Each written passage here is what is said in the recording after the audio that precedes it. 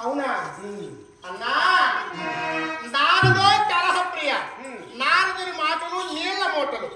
నారదుని మాటలు నమ్మా మమ్మల్ని చంపనిస్తున్నావన్నా చేసిందే నీకు తెలియదు నిజంగా